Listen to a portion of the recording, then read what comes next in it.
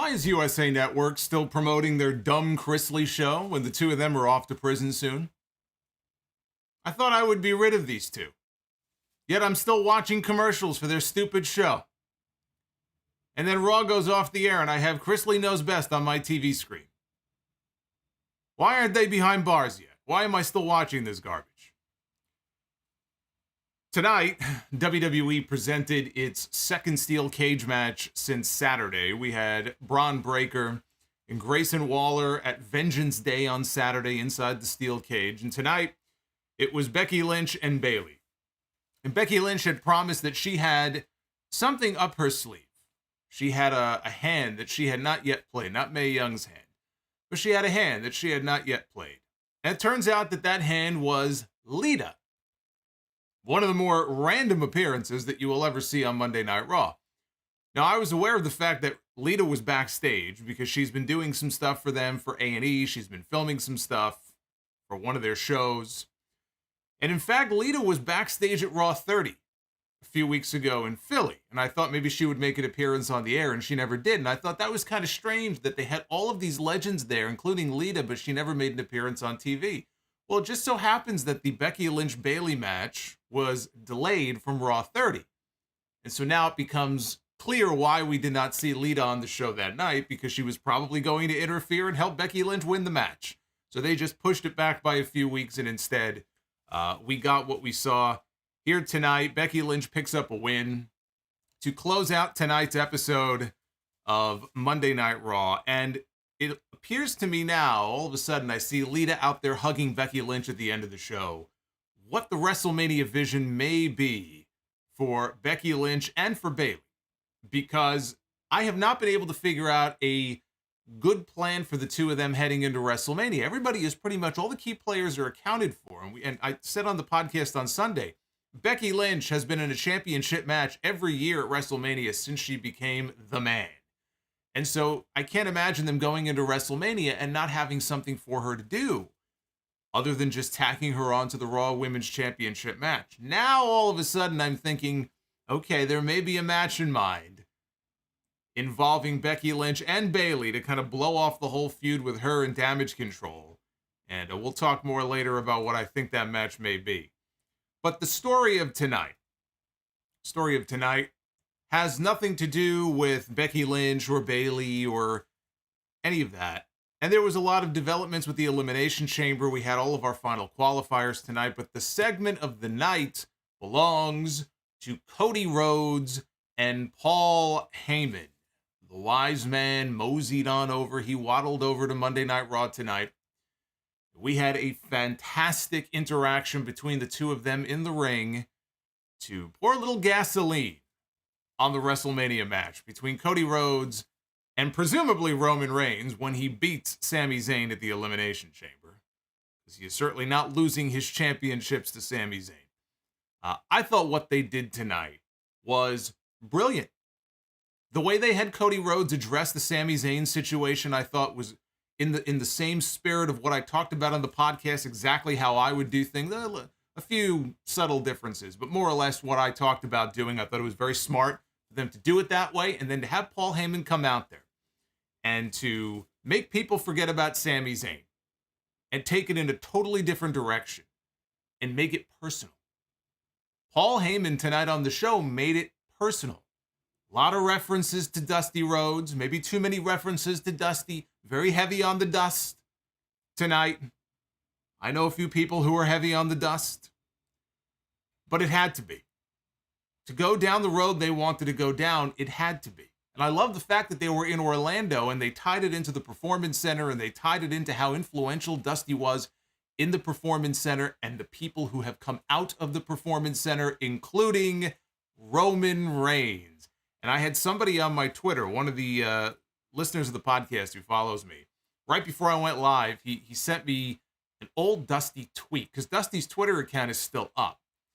And he sent me a link to a Dusty tweet from 2014, where I don't want to say he took credit for Roman Reigns, but he talked about having a hand in kind of training Roman Reigns. And so it's all there. Like that's all legit. Roman was part of that whole crew, came out of FCW in the early days of NXT. I loved how they took us back in time and they injected reality into it. And then the final parting shot that Paul Heyman left Cody Rhodes with and Cody's reaction to it was outstanding. So we're going to talk a lot more about that as well. We had a rare appearance on the show tonight by Brock Lesnar, who decided to show up on Monday Night Raw to issue a challenge to Bobby Lashley for the Elimination Chamber, which is not official yet. And the final 3 spots in the Elimination Chamber matches, 2 on the men's side, 1 on the women's side, have now been filled. The Chamber matches, the participants have now been set. We will talk about who those individuals are and all the other goings on what I thought was actually a pretty eventful episode of Raw. There were parts of the show, namely Baron Corbin, that were a fucking bore. Not every segment was a winner tonight. And even all the Baron Corbin stuff, I have something to say about that too. And I have an idea. I have an idea that might be just what the doctor ordered for Baron Corbin. It may be the only thing that could save Baron Corbin at this point. It could save his career. And it's not even so much a matter of what, it's a matter of who.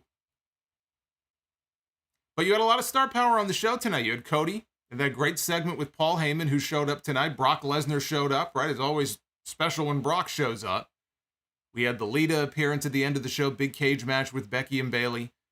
And the fact that we had more Elimination Chamber qualifiers, it always helps add a sense of purpose to these shows when you have qualifying matches like this, whether it's Elimination Chamber, Royal Rumble, Money in the Bank. That does help pass the shows. It's a 3-hour show, right? You need to have matches that are meaningful on the show. So I thought that helped. And overall, I thought it was a good episode. Of Raw. This is your WWE Monday Night Raw review for February 6, 2023. I am the Solomonster. I want to thank you all for choosing me for your Raw coverage. Subscribe to the channel if you like what you see and you want more of it. Hit that subscribe button for me. Like this video as well, because it does help out a lot. We need 350 likes at least, and we will do the oh-so-popular Be the Booker segment later on in the stream if we can hit at least 350 here. So hit that thumbs up. And Super Chats are open, including the brand new Tsunami Splash Super Chat. You can see all the special donation amounts in the description down below. Now, before we go on here and we get into all the happenings on Monday Night Raw, last week on the streams, all week long, you may have noticed a few glitches here and there. You may have noticed a QR code pop up on screen. Some people in the chat wondering, wait, what was that? What the hell was that? What does it all mean? Your eyes are not deceiving you. A few people thought that maybe it was some kind of hidden clue for the next edition of RSPW Rewind. It has nothing to do with RSPW. In fact, it has nothing at all to do with the podcast. It has nothing at all to do with the channel, but it does have something to do with something that I think is very cool. And that I think is something that, for many of you anyway, might take you back in time a little bit. To an earlier time, you might say, in the internet wrestling community. And I am very happy that they have allowed me to help make this announcement for them.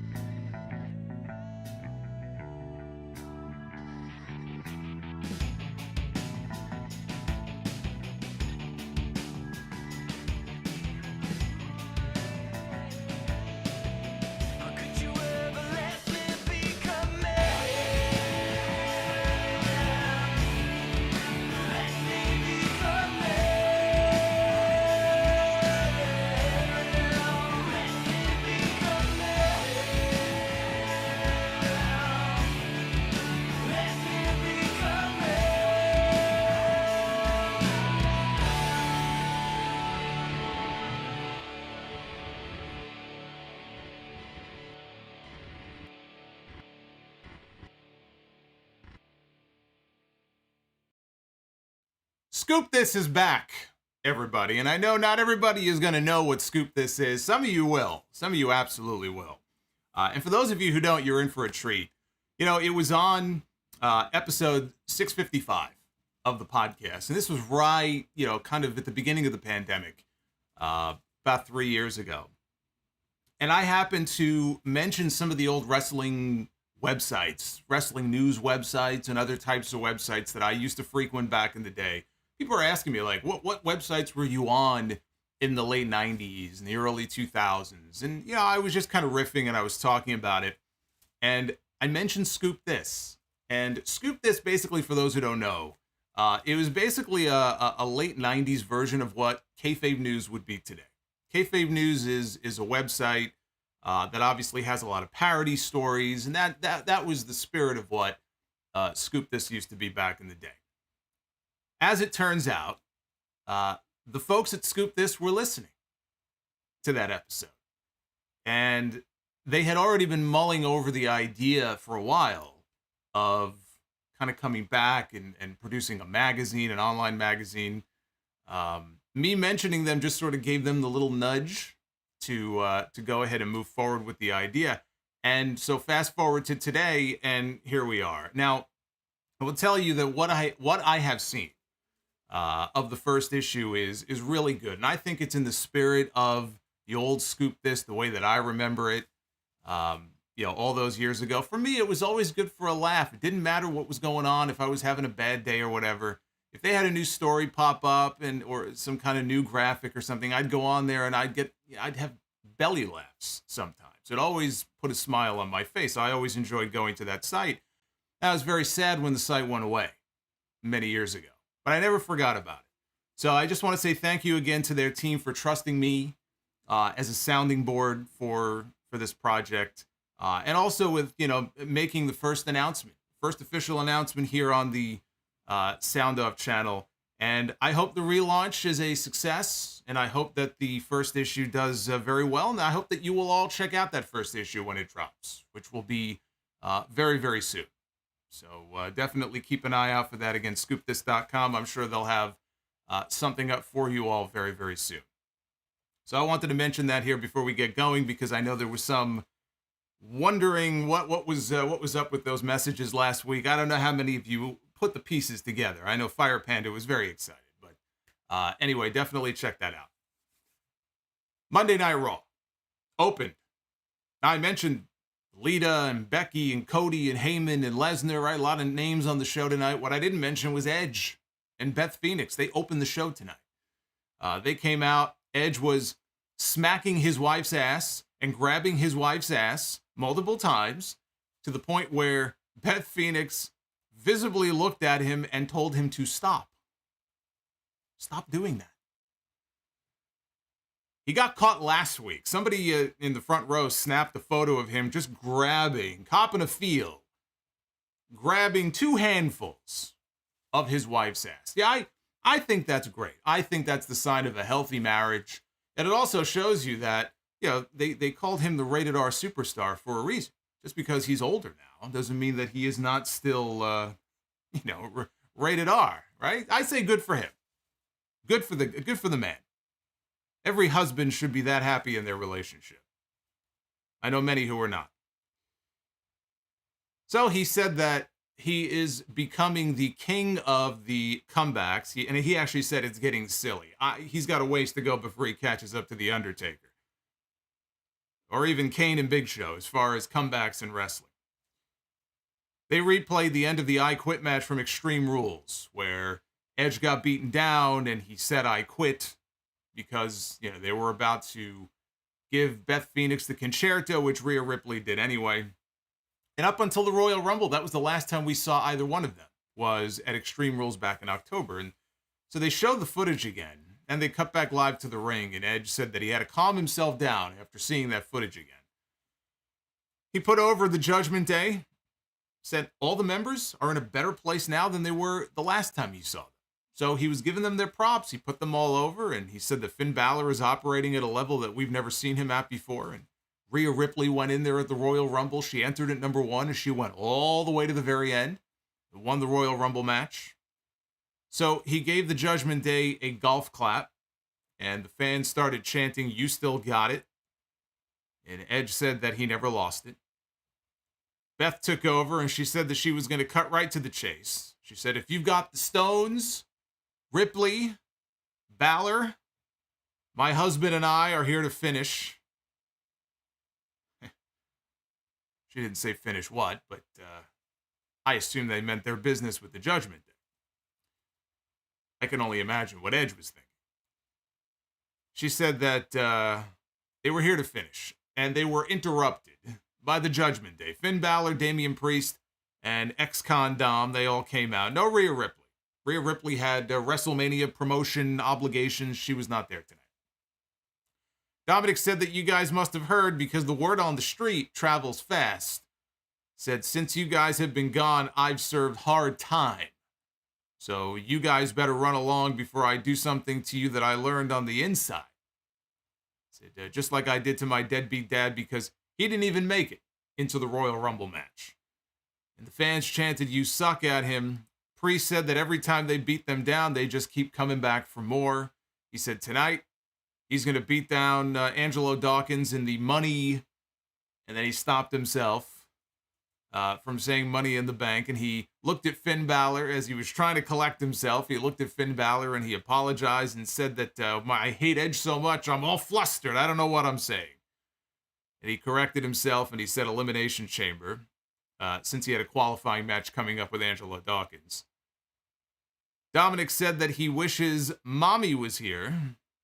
I fucking laugh every time he says that. It just sounds so ridiculous. But she's busy traveling the world promoting WrestleMania. Edge told him to shut up. He said that Balor has been running around like a dollar store version of Jamiroquai. It's virtual insanity. By the way, that was a song that came out before Edge even debuted in WWE. When that song came out by Jamiroquai, Scoop This was probably online. That's how far back that reference goes. And then Edge looked out at the crowd and said, "Google it, kids." You know, I'm old enough to remember Jamiroquai. Takes me back to the days when MTV actually had music videos. They were usually sandwiched in between Beavis and Butthead and Singled Out, which was a popular show of mine. I used to like Singled Out. Well, really, I used to like Jenny McCarthy. And then they replaced Jenny McCarthy with Carmen Electra. And then after Carmen Electra, I don't know what happened. I don't know if I can't remember if they ended the show or if they had some other woman in there. I don't remember. But I hung on. I hung on for a while. Beth Phoenix said that she came here tonight to beat Rhea Ripley's ass. And since she's not here, how about this? Tonight, Edge and Beth Phoenix at Elimination Chamber. Not tonight, but at Elimination Chamber. Edge and Beth Phoenix against Finn Balor and Rhea Ripley. And Dominic said that Mommy is in. So he accepted on her behalf. And Balor said that he agreed, provided the two of them make it to Elimination Chamber. And at that point, the Judgment Day surrounded the ring. They got inside. Edge tried to fight them off, but he was overwhelmed by the numbers until Angelo Dawkins ran down to the ring and started fighting with Damien Priest. Montez Ford snuck up behind Dominic and threw him into the ring. Beth Phoenix grabbed him and got him up for the Glam Slam. And that was the end of the opening segment. Nice save there by Priest. That he got a little flummoxed, but I thought he saved himself nicely. He got his pay-per-views mixed up. It happens. He got his gimmick pay-per-views mixed up. And Dominic is still a heat magnet every time he opens his mouth.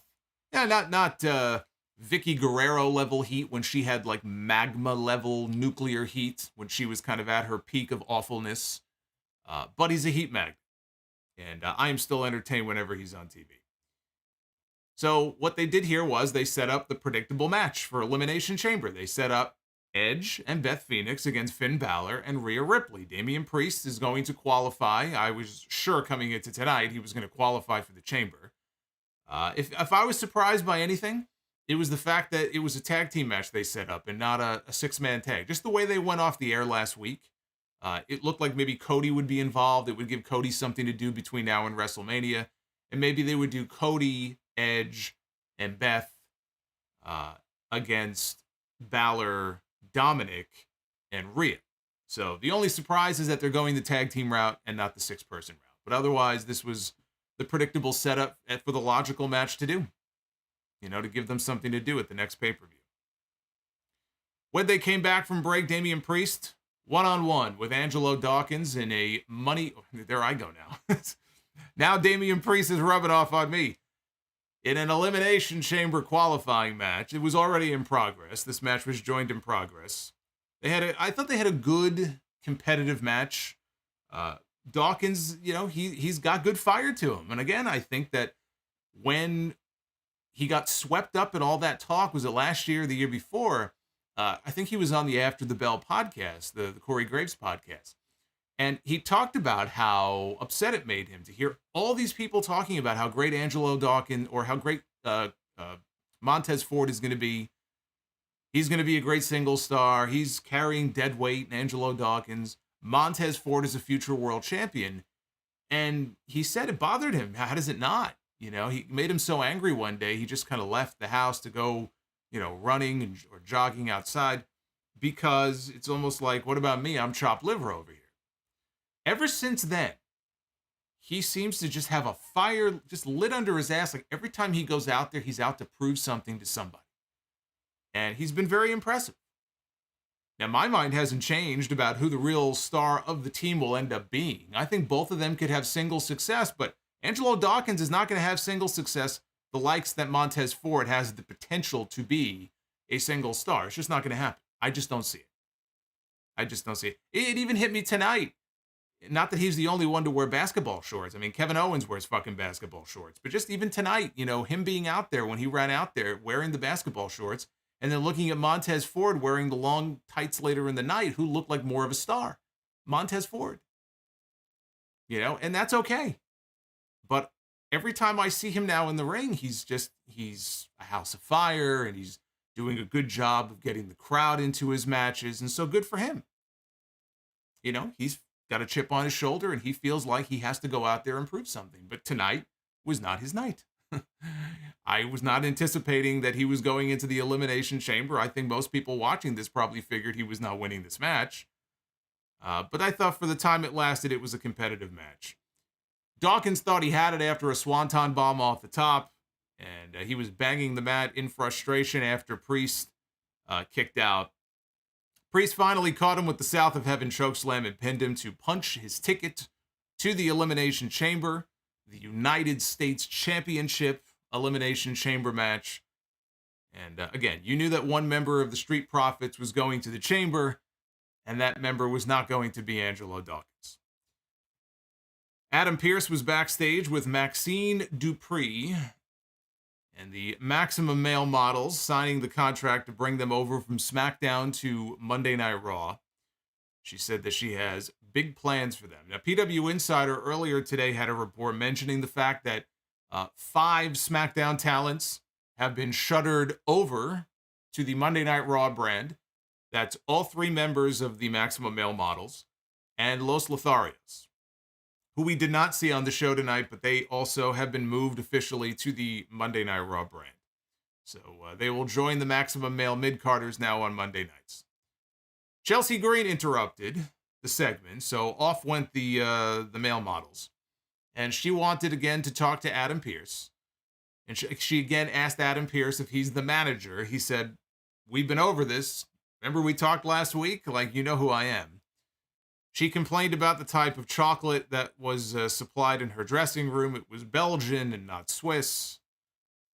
But she really wanted to talk to him about not being in the Women's Elimination Chamber match. She feels that she deserves a spot in the chamber. And he pointed out to her that you lost in the Royal Rumble in 5 seconds. She said, no, she deserves a spot. Well, she also mentioned that she had her entire family there tonight. And I was wondering, do you think that they sprung for good tickets for Matt Cardona? Or did they stick him up in the nosebleeds somewhere? I could picture him sitting in like the upper deck, like the best seat he could get. But she said she had her whole family there tonight, and she deserves to be presented like a big star. Or one call to his manager could cost him his job. They spent the next 5 minutes replaying that great bloodline angle from the end of SmackDown on Friday night, with Sami Zayn jumping Roman Reigns and challenging him to a championship match at the Elimination Chamber.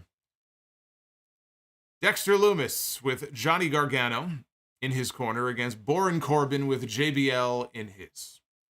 Corbin took a cheap shot at Lumis before the bell. He went on offense with a long chinlock. A minute into this match here. Always great to have a good old-fashioned chinlock here in these matches. Very exciting. Very exciting. And by the way, we went from that one chinlock to another rest hold. So this was just riveting stuff. Corbin missed the corner splash and hit Lumis, or Lumis rather, hit his finish for the quick win. I mean, it was out of nowhere, but pretty easy win here, I would say, for Dexter Lumis. And they teased on commentary. They were teasing that JBL was not very happy with Baron Corbin's performance. You don't say. I mean, the man's been doing so well. I can't imagine why JBL would be so upset. So they were already teasing a split between them, but we got the development later on in the show. So later on in the show, we had a backstage segment. And they're walking along, and clearly JBL looks nonplussed with his protege here. And Corbin just wanted to know, all right, so where are we going to eat? You know, we're going to grab a drink? Like, what's the plan for tonight? And JBL said, there is no we. He said, and I want to fact check this. He said he headlined WrestleMania, which he did not. He said that he sold out arenas all over the world, which he did not. He said that he was must-watch television. He wasn't. He said that Corbin was channel-changing television. Well, that's the one true thing that he did say. And he said he doesn't give a damn about him. He cares about his Hall of Fame legacy, having lost all credibility because of him. He said, modern-day wrestling god, he said that what he is a clown. And he doesn't belong near him. Corbin said that, I can change. I can do better. JBL told him, you can't polish a turd. I tried. Woo! That, ladies and gentlemen, is what you call a burial. That was a burial. All the while, I should mention in the background, Shelton Benjamin and Cedric Alexander were seen shaking hands with MVP. So that was going on in the background. Later on in the show, we would find out why that is. So we are headed to yet another reboot of the Baron Corbin character. I'm not sure if Baron Corbin is the Lacey Evans of WWE or if Lacey Evans is the Baron Corbin of WWE. But I would not want to be in either of those positions. I know that. Here's the problem. The problem with this is that, you know, when I talk about there being a potential reboot again for Corbin, this reboot was not much of one. This was not much of a reboot from the character that he was playing before. Explain to me what the real difference was between Happy Corbin and this version of Baron Corbin. He still had the shitty music, right? Visually, I guess he wasn't wearing, his clothing maybe slightly changed, but he's still walking around with money. This wasn't a different character. All they did was stick a cowboy in his corner. They took somebody who was a much bigger star than he was, and they put him in his corner as his mouthpiece. Hoping and figuring that whatever aura JBL has left, and I'm not sure how much he does have left, that it would somehow magically rub off on Baron Corbin. Spoiler, it didn't. He was basically playing the same stupid character that he was playing on SmackDown. Only instead of one clown, they replaced the one clown with another clown. Instead of Madcap, they had JBL. So, of course, it didn't work. That version of Baron Corbin sucked. This version of Baron Corbin sucks. At what point do we just kind of sit here and accept the fact that maybe it's just that Baron Corbin sucks? I don't know. You can dress him up any way you want to. At the end of the day, You put lipstick on a pig, it's still a pig, right? You put lipstick on the pig, you put a nice little beanie hat on the pig, you could put that pig in a fucking tuxedo, right? It doesn't matter. Oink, oink. It's still a pig. And that's the situation that we have here with Baron Corbin. There's a lot of truth to what JBL said here. The most entertaining that Baron Corbin has ever been. And you know, he had some success when he was the lone wolf character, you know, going back to the NXT days. But the most success that Baron Corbin had on the main roster, or the most entertaining he was when he was broke. Right? Bum-ass Baron Corbin. I enjoyed that version of Baron Corbin. Even if they were to go back to that character, it has a shelf life, right? It's not meant to be a long-term thing. And they've already gotten a lot of mileage out of it. So yeah, they could go back to it. Somehow he falls on tough times, right? Maybe he took JBL's words to heart. He took it a little too personally. He gambled all of his money away, and he's back to being broke. They could do that. But that doesn't solve the Baron Corbin problem. You're just going back to something you already did, and again, it has a short shelf life. So then, what the hell do you do with Baron Corbin? Somebody emailed me last week. They emailed a question into the show. And they asked me where Cameron Grimes was. Because they had heard the same rumors from months ago that, you know, he had wrapped up in NXT, and he was about to be called up, and then nothing ever happened, right? And then there were rumors that maybe he was going to be Uncle Howdy, or he was going to be involved with Bray Wyatt in some way, and he's not Uncle Howdy. Bo Dallas is Uncle Howdy. But I was thinking about that email after this segment tonight. And what I think they should do, because at this point, what the fuck do they have to lose? Get Cameron Grimes involved in this. I think there's a place for Cameron Grimes to be involved in this, and not only be involved in this, but he could be the best thing that ever happened to Baron Corbin. Now, whether it's JBL bringing in Grimes as his new understudy, right, to show Baron Corbin how it's done, that might be the way to go. Or maybe just Corbin and Grimes link up somehow. Corbin's down on his luck. Grimes shows up, right? He's the new guy, and he's going to try to help Baron Corbin. You can go at it any which way you want to. I would kind of envision him coming in as JBL's new guy. Corbin is still with them, but now Corbin has to kind of play second fiddle to Grimes. Grimes is great. If you're not familiar with Cameron Grimes from NXT, Grimes is fantastic. And that might just be the perfect way to introduce him to the main roster and try to salvage something entertaining with Baron Corbin. They may end up as a tag team. We may end up with a tag team, the unlikely team of Corbin and Grimes. Sounds like a law firm. A law firm of Corbin and Grimes. But that could work. That could potentially work. So that's what I would do. I would get him involved in this, and then maybe they can salvage something. Because otherwise, I don't know what else you do with Baron Corbin. He's fucking boring. As soon as his music hits, like there have been certain people over the years, the first chord of their music will play, and my first instinct is to groan. People used to joke all the time about the Big Boss Man when he had that second stint, and he came back in like 99, 2000. The first chord of his music would hit. It wasn't boos that you heard from the crowd. It was people going, oh, God. You know, like, it just, certain people, it just, like, you don't really want to see them. Unfortunately, with the Boss Man, it kind of got that way at the end there for him. But I don't know what else you do with Baron Corbin, other than just move on. Call up Cameron Grimes. Get him involved here. Grimes is great. Becky Lynch was in the back, being interviewed by Byron Saxton.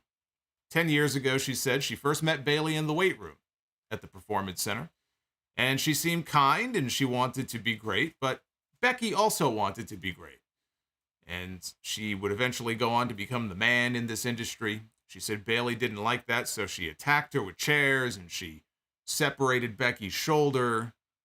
And then she brought her family into things. And she said that there's one hand she has not played yet, and she is thinking that tonight just might be the night. And we would find out what that hand is in the main event.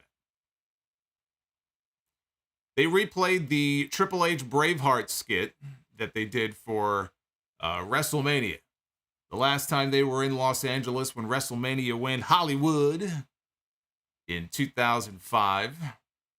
And I'm going to be very disappointed if this is all that we get. If this is all we're getting for this year's WrestleMania is recycled skits from the last WrestleMania in LA, I'm going to be very upset. You mean to tell me with the budget that this company has, they can't afford to produce brand new, fresh skits with their current talent? I mean, there's still time, so I'm hoping they have them in the can and they're going to start rolling them out after Elimination Chamber. Because if not, I think that's ridiculous. Think about what they're doing here. They're replaying skits from almost 20 years ago. Like, just make new ones. This company has 10 times the amount of money now that they did back then. This company is about to be sold for $6 or $7 billion. You can't produce new skits for WrestleMania this year. We're gonna watch Undertaker's Dirty Harry, Eddie Guerrero and Booker T in Pulp Fiction, Kurt Angle and Christy Hemme banging on the table and Harry Met Sally. This is the best you can come up with? I watched this segment. I'm like, man, these were fucking great. Wouldn't it be nice if they made new ones?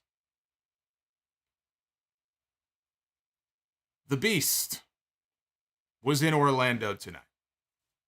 We didn't know this was a late announcement. Wasn't until very late in the day that we found out. But indeed, we had the Beast on the show tonight. The Beast, Brock Lesnar, was in Orlando. And Brock comes down to the ring and he's slapping hands with the fans. Like Edge slapping his wife's ass. Amazing. Brock's coming down. He's all happy. He's all jolly. He's wearing his Megadeth t-shirt. Hey, maybe next week, if he's going to be back on Raw next week for a contract signing, maybe next week Brock will show up in his Jamiroquai t-shirt. So he asked the fans if they by chance happened to catch the Royal Rumble. And he said that he did also, and he thought that it sucked. I thought, Brock needs a podcast. He would fit right in. He says that he got thrown out over the top rope by Bobby Lashley. And he apologized for not being on Raw last week. He said he had to get his head together a little bit. He told Bobby that he finally struck a chord in Brock Lesnar. All week, he couldn't get Bobby out of his head. He tried to go hunting, but all he could think about was Bobby who? Bobby Lashley.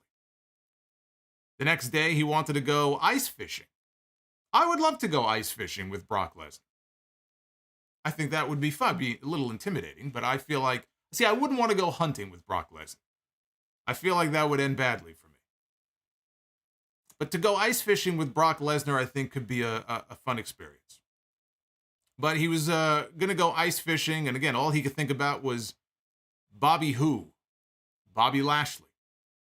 He sat down for a big old steak dinner, and all he could think about was Bobby Lashley. Said that he crawled into bed at night with his wife, and about 4 or 5 hours later, all he could think about was Bobby Lashley. Who's the hornier one, Brock Lesnar or Edge? We should do a vote, take a poll here in the chat. Who is the hornier of the two? Brock Lesnar don't need no blue chew. 4 or 5 hours, please. Said that he came up with a resolution. He came up with a violent resolution. In this $5 denim jacket he's wearing is a multi-million-dollar contract, which he pulled out.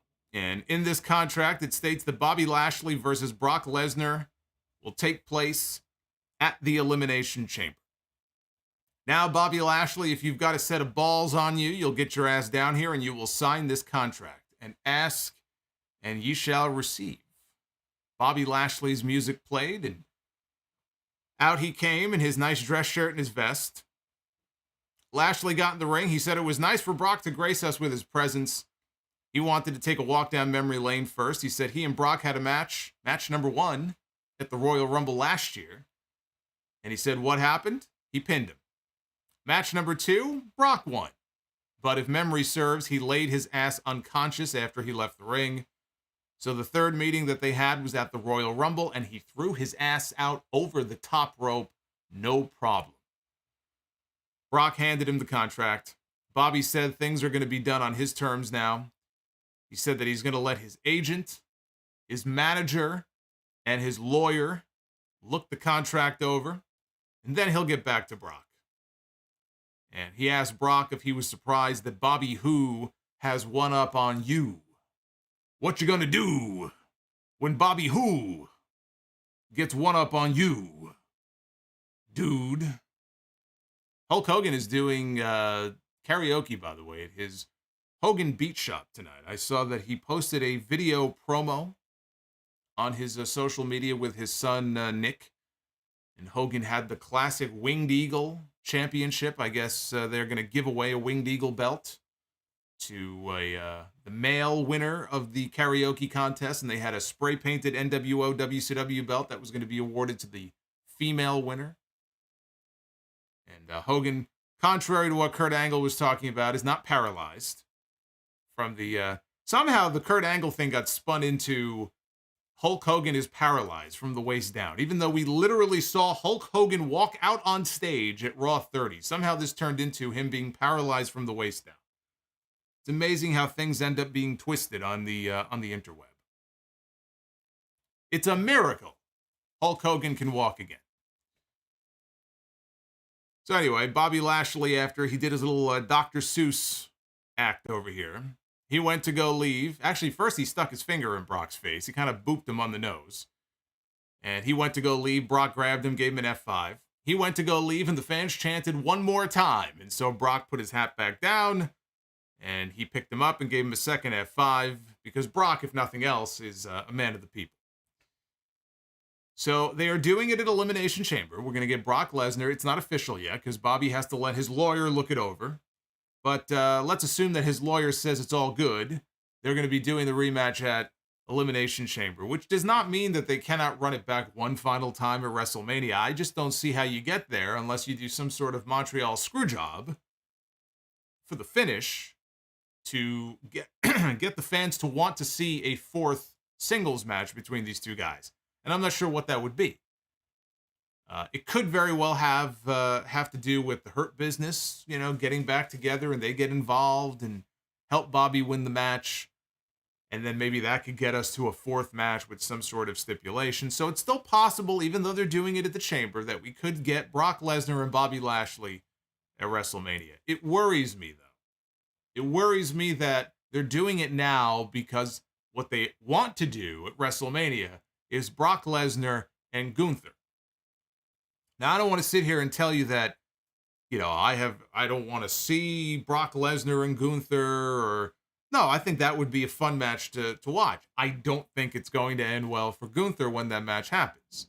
And, there have been a lot of these Brock Lesnar first-time matches that we've seen. Some of them go well, some of them don't go so well. Some of them, I think of the matches he had with AJ Styles and Bryan Danielson. Those matches were excellent. Other matches were far from excellent. And the common denominator seems to be that when he's in there with a man smaller than him, he tends to have excellent matches. When he's in there with somebody that's about his size or bigger than him, he does not. Now, he and Goldberg had a fun match at WrestleMania 33, but there have been some ups and downs with Brock Lesnar. But that's not even the issue. That's not even the issue. My fear is that at WrestleMania, they're doing this now because they want to do Brock Lesnar and Gunther. And it should not be Gunther and Brock Lesnar at WrestleMania. WrestleMania should be Gunther and Sheamus. And if you want to throw Drew McIntyre in there, you make it a triple threat match for the Intercontinental Championship. That should be the WrestleMania match. You can always come back to Brock and Gunther later on. SummerSlam, WrestleMania next year. It does not have to be this year. Me personally, that's the match I want to see. I don't want to see that interrupted because, well, let's just do this first time ever match, and then Brock and Gunther go in there, and 3.5 minutes later with one F5, it's all over. That would suck. I don't want to see that happen. So I would rather they put that match off for another time. And I'm hoping that that is the case. But next Monday, they're going to be doing the contract signing. So Raw is in Brooklyn next Monday. It will be Lesnar and Lashley. Presuming that Lashley accepts the challenge, they'll have their contract signed. Johnny Gargano and Dexter Lumis in the back approach Candice LeRae, who was preparing for her Fatal 4-Way qualifying match later on. Lumis presented her with a drawing of herself and Gargano and their dogs. And she was all happy to see the photo, and then she noticed in the corner of the photo, she noticed that there was a strange woman drawn, and she asked who that was, and then she realized, wait, Nikki? Is that Nikki? And then she looked, and Nikki Cross was off in the distance kind of stalking them. And then when she was noticed, Nikki laughed, she cackled, and she ran away. Okay. Carmella was out next for her first match in 7 months. Boy, it was a long layoff for Carmella. Yes, for the first time in 7 years, Carmella she looks good, is back on Monday Night Raw.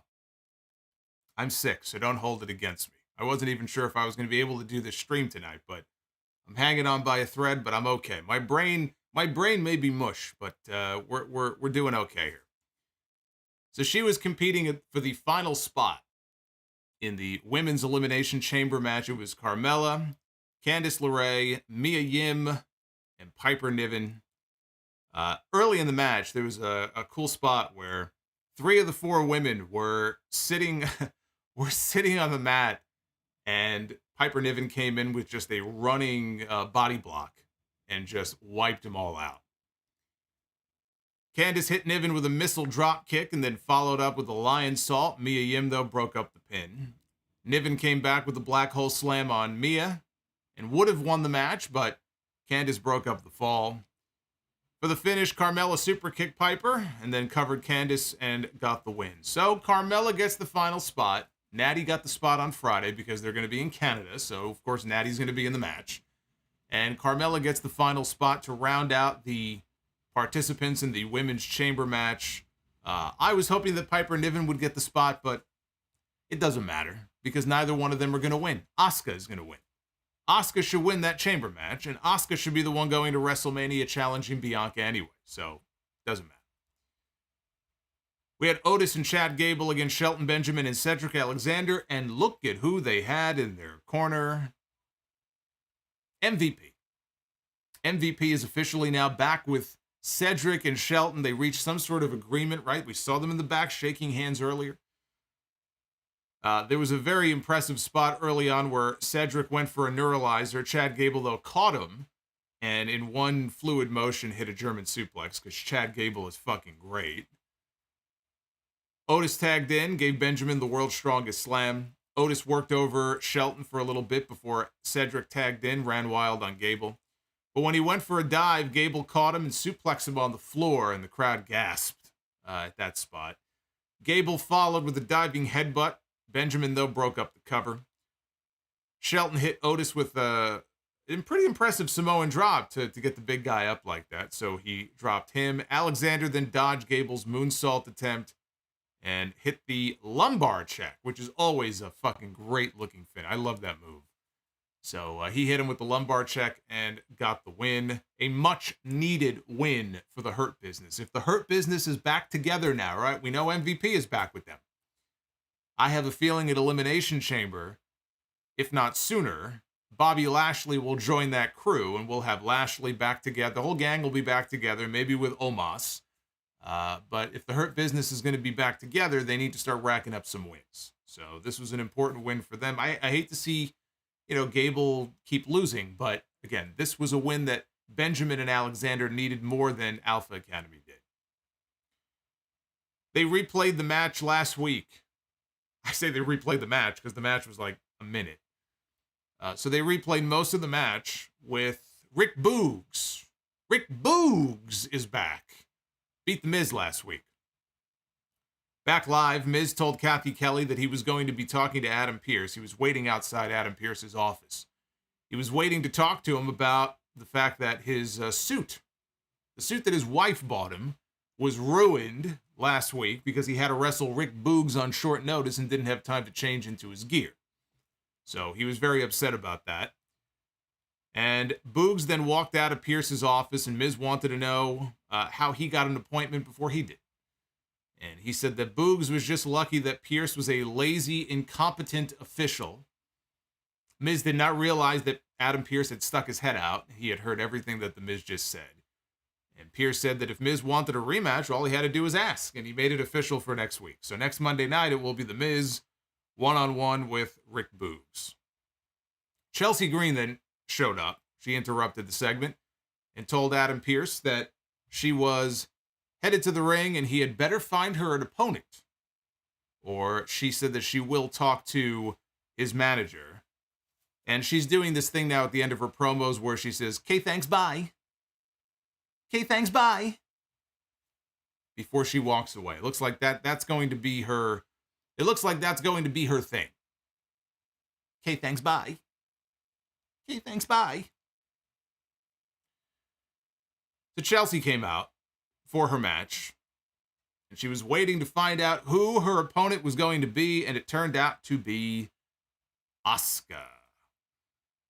Chelsea had total control in the opening moments of this match over Asuka. She overwhelmed Asuka. She dropped Asuka with a flatliner. This is not the way to book the Murder Clown. All the other women in the Women's Elimination Chamber match were suddenly around ringside. They were there to scout Asuka. Raquel Rodriguez was out there. Liv Morgan was out there. Nikki Cross was out there. Even Carmella made her way back down to the ring. Natalya was out there. Asuka had to lay there. After that flatliner, they had Chelsea Green kind of look and go around woman by woman to talk shit to each woman in the chamber match. So Asuka had to lay there for a ridiculous amount of time selling, which again is ridiculous. Eventually, though, Asuka got to her feet. Chelsea turned around. Asuka beat her up and put an armbar on until Chelsea submitted, and that was the end of that. Bianca Belair walked out with her Raw Women's title, and she told all the women in the chamber to look at each other and tell her what they see. She says what she sees are 6 top-tier women in WWE, but who has what it takes to go one-on-one with the EST of WWE? I cringe now. When I hear her say that in these promos, I feel like this is going to turn her heel. She's been doing it for so long now, and I just feel like we're almost at the year mark of her being the Raw Women's Champion. And I've said this before. I think a heel turn is in her future, coming out of WrestleMania. Whenever I hear her use that line, "I'm the EST of WWE," now it's starting it's starting to get a little cringeworthy for me. She says because last year she was in their position, she knows what it's like to be in the chamber match, and she knows what it takes to win. That's how she got the title on her shoulder. So she wants to wish each one of them good luck because whoever makes it out, she will be ready to see them at WrestleMania. And as I look at the field for the women's chamber match, as far as what the best options are, as I said, I think Asuka should be the person to go to the WrestleMania match to challenge Bianca. But really, Asuka and Raquel. Asuka and Raquel would be the 2 best options here. Asuka because she's great, and I think if they were to kind of book her with this new attitude, which they have not done, okay, this version of Asuka should not be going in there and letting Chelsea Green get offense on her and then laying there for 45 seconds selling a fucking move. I mean, that's just ridiculous. So basically, it's just Asuka with some new face paint, right? It's the same Asuka, but with different face paint. Then what's the point? If she doesn't have a harder edge to her, if there's not something different about the way she works or her character in some way, then what's the point? You know, it's a fresh coat of paint, I guess, as far as the new mask and the new makeup, but who cares? There should be a new attitude. She shouldn't be beaten up by Chelsea Green, who's been booked like a joke so far. That's her gimmick. And by the way, I think that could be a great role for Chelsea Green. I'm kind of digging the new character so far. It's not exactly the hot mess from Impact, which was also a great character for her. But I actually think this could work. This could work well for her. It's early yet, but for her, this might be a good fit. But I mentioned Raquel. Raquel could be a good option too. I thought Raquel would be a good option for Charlotte Flair before they made the choice of doing Charlotte and Rhea, because then you give Raquel the rub by working with one of their bigger stars. If they have big plans for Raquel, right, you get her in there with Charlotte. Maybe they do the reverse and they have Raquel working with Bianca. But to me, that's not as marquee of a women's title match as Bianca and Asuka would be. So Asuka should win the Chamber. Very simple. Cody Rhodes was out at the top of the 10 p.m. hour for a promo. They have ditched the old Cody countdown, which is probably for the better. Of all the things that they could be doing right now, probably might start getting him some booze for that. But he got in the ring, and I talked about Cody Rhodes on the podcast a lot on Sunday. A lot of people, I had people today in some of the comments on some of the YouTube clips telling me, or on Twitter, telling me that, oh, yeah, the fans were already, Cody's already sabotaged. Cody's already sabotaged? What television show are you watching? I told you what WWE could do if they really wanted to sabotage Cody Rhodes. You stick Cody Rhodes in the same ring with Roman Reigns and Sami Zayn in a triple threat match at WrestleMania. There, you've sabotaged Cody Rhodes. If you give them the option of Sami in the WrestleMania main event, they will gravitate towards Sami Zayn. You want to sabotage Cody? Go, by all means, go ahead and book a triple threat match. Otherwise, that is the stupidest fucking idea you could possibly do. But no, Cody Rhodes is not sabotaged. It's almost like the fans want it to happen. They're talking about it in a way where they just want to manufacture it and make it a reality. Cody Rhodes is not sabotaged. And this segment tonight is proof that he is not yet sabotaged. He asked the fans, what do you want to talk about? And they chanted Sami. But they knew that was coming, right? This was designed that way. And he said, you read my mind. And he said that the champion is putting his titles on the line at the Elimination Chamber in this man's hometown. That man is Sami Zayn.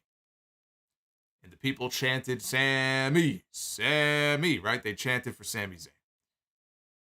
He said, well, it looks more and more like a WrestleMania. It'll be me standing in the ring opposite from Sami Zayn. And then he says this with the utmost of respect. He wishes him the best of luck. He says, may the best man win. And the fans cheered. And folks, that is how you handle that. That is a takeoff of exactly what I talked about yesterday on the podcast. Again, I had an idea that was a little bit different, where I would have had them in the same segment on television together, either in the ring or in a backstage segment. But you have Cody Rhodes effectively go out there and endorse Sami Zayn and endorse the idea of wrestling Sami Zayn at WrestleMania. You know that Cody is rooting for this man like everybody else is rooting for him. I like him too. I want to see him beat the Tribal Chief, and I look forward to wrestling Sami Zayn in LA at WrestleMania. Good luck. My whole thing was, if he was doing a segment with Sami, he could look at Sami, and the great parting line is, just so you know, if you don't get the job done, I will. But this is more or less what I just talked about. It was brilliant. It was brilliant. Curry favor with the fans by making it clear that you respect Sami, you like Sami, you want Sami to win, and you look forward to wrestling him. And he said that, and what happened? Everybody cheered. He put over Sami Zayn, and everybody cheered. Nobody booed Cody. Right? Nobody booed Cody. In fact, he got chants of "you deserve it" later on in this segment. You deserve it. People still trying to tell me that Cody Rhodes is sabotage. He's damaged goods. The fans are never going to get behind him. What product are they watching? Are you watching the same show that I'm watching? It's like they're watching some bizarro version of Monday Night Raw. Suddenly, we heard the voice of the wise man. And out waddling to the ring comes Paul Heyman. Introduces himself, got a nice little pop for himself. He came into the ring. He asked Cody permission if it was okay for him to get into the ring. And Cody said, of course. And he told Cody that what he may one day find out in his life, hopefully not at his expense, is that life at the top in this industry requires an understanding that the only week busier than the week leading into a major event like the Royal Rumble or a major event like a WrestleMania is the week coming out of a major event like the Royal Rumble or WrestleMania. And he is sure that he knows that he and Roman Reigns have had a lot on their plates. I'm not going to make a joke. They've had a lot on their plates in the past week. Says, a few things, though, fell through the cracks. One of which is him and the tribal chief wanting to congratulate Cody Rhodes on his win in the 2023 Royal Rumble match. And he shook hands with Cody. Cody shook his hand, right? Paying respect to Paul Heyman here. And the fans chanted Cody's name. Now, that can't be possible because people told me that would never happen. So I turned the volume up on my television. Maybe I thought I was mishearing. I thought maybe they were chanting, Boo Earns, Boo Earns. No, they were chanting Cody. Then they started that You Deserve It chant that I mentioned. Cody said that he knows that his father and his brother had a nickname for Paul. But if you'll indulge me, I'm going to call you Mr. Heyman.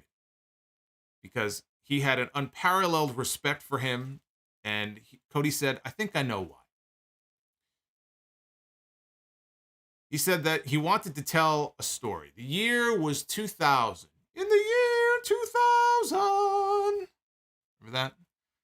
Remember Conan O'Brien? How many old school Conan O'Brien fans do we have here? In the year 2000! In the year 2000! Anyway, the year was 2000. He said it was hard times for the Rhodes family. Says they went broke. They had $100 in a Wachovia checking account for all of them. And he said that his dad was doing a local car commercial, not for the money, but just so that he could keep his car. But then he got a phone call one day. And the phone call that he got was from Paul Heyman. And Paul Heyman told him that ECW was in town. And he said that Steve Corino, who now works for the WWE Performance Center, said that Steve Corino was going to talk a little bit of smack about him, and if Dusty would agree to be on ECW, he would pay him, and he would pay him very well. And Cody said that Paul Heyman kept his word. He paid his father, and he paid his father very well. In addition to the money that they sorely needed, ECW gave his father his confidence back, and he can never repay him for that, and he thanked Paul Heyman. He was genuinely thankful to Paul Heyman for that. Then Cody said before he was here, he was somewhere else, and Paul Heyman showed him the way, and he thanked him again. Heyman, at this point, was wiping tears from his eyes, because you can see Heyman's eyes were all red, and they welled, and there was no RVD this time around. So his eyes were all red, and he was kind of wiping tears from his face. And I was amazed, because we had Cody Rhodes in the ring, and he wasn't the one crying, which is incredible. Heyman said that, you got me. You got me. You caught me off guard. I wasn't expecting that. Heyman said that if we're going to shoot from the hip, let's go all the way back. Because this isn't about me. And with all due respect, this isn't about your dad. He said this is about you. And all that you fought for, all the way up to winning the Royal Rumble and punching your ticket to go to the main event of WrestleMania. Go to the main event of WrestleMania against Roman Reigns. And winning WrestleMania is a whole different story. He said just getting there is a long road. He said that's your story. That's the story that you need to finish. He said you're not just main eventing WrestleMania. You're trying to take away from the greatest champion of all time in Roman Reigns. And that's no easy task, especially for someone who's never been in that spotlight. And then he's going through all the possible scenarios here, you know? Will you wilt under the pressure? Will you self-destruct under the bright lights of being in the main event of WrestleMania? Cody's never been in a position like this before. Right? Cody's been in main events in AEW, but that does not compare to being in the main event of WrestleMania, which is going to end up being financially, probably the biggest wrestling event of all time, right? I think they've already set gate records for the show and sponsorship records for the show. The show's still 2 months away. This is going to be a big fucking show. And Cody is going to be in the main event of night 2. Right? So that's a valid point to bring up. How will Cody respond? How will he react being in this type of spotlight for the first time? Says, because nobody ever prepped you for that. Says, you know, right down the road is the WWE Performance Center. And at that PC, your father, the American Dream, Dusty Rhodes, trained and prepped the biggest stars of this generation. Seth Rollins, Becky Lynch, Bayley, Kevin Owens, and the tribal chief, Roman Reigns. Says, you know who your father did not train and prep? You. And he says, as a father myself, I could counsel you that maybe your father wanted you to make it on your own. Maybe he wanted you to step out of his shadow and didn't want you to go down the road in life as just Dusty's son. He says, God, Cody, I can't convey in words how much I loved your father. And I can tell you straight to your face, man, did your father love you. And then Heyman said, he went for the big close. And Heyman said, in my last conversation with your dad, he told me that you, Cody, were his favorite son. But Roman Reigns was the son that he always wanted. Oh, love it. Love that little dig, that fucking burn right there at the end of that promo. That was the money shot right there that he just laid on Cody. And with that, Heyman literally did a mic drop. He dropped the microphone. And Cody's eyes were bugging out of his head. And he walked up to Heyman like he was about to hit him, but he stopped short. Heyman said that, I'm just giving you a message. I'm just delivering a message here. Cody grabbed Heyman's hand and he squeezed it. And he told him, I'm just trying to win a wrestling championship. And everybody wants to make it personal. Which was kind of a funny line because every promo that Cody does, especially when he's talking about his dad, every promo he does is personal. So I don't know what he's talking about here, but that was the message he was going for. I'm just trying to win a wrestling belt. And everybody always wants to make this shit personal. He goes, you're not going to pay for it, Mr. Heyman. Your boy Roman Reigns is going to pay for it at WrestleMania when I take those titles personally. And that also was a great parting line there from Cody Rhodes. I thought this was outstanding television. A little heavy on the Dusty references, yes. And I would not want to continue to do that in every single promo going into WrestleMania. But it had to be. You know, again, they went personal with this promo. They were weaving reality into this. They went personal with this.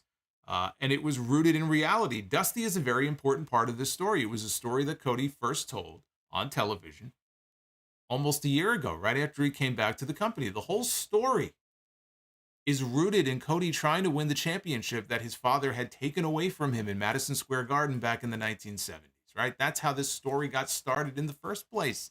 That's the story he told on Raw the night after WrestleMania. So they can go a little overboard with the Dusty stuff, and I do agree that this story shouldn't just be about Dusty. It should be Cody's story, but you can't tell that story without talking about Dusty Rhodes. He does cast a very large shadow over this. You know, he is as much a part of this story as anything. But I thought that last line from Heyman, that was just the dagger in the heart. And I thought Cody responded appropriately. You know, he responded with fire, stopped himself from doing something bad to Heyman.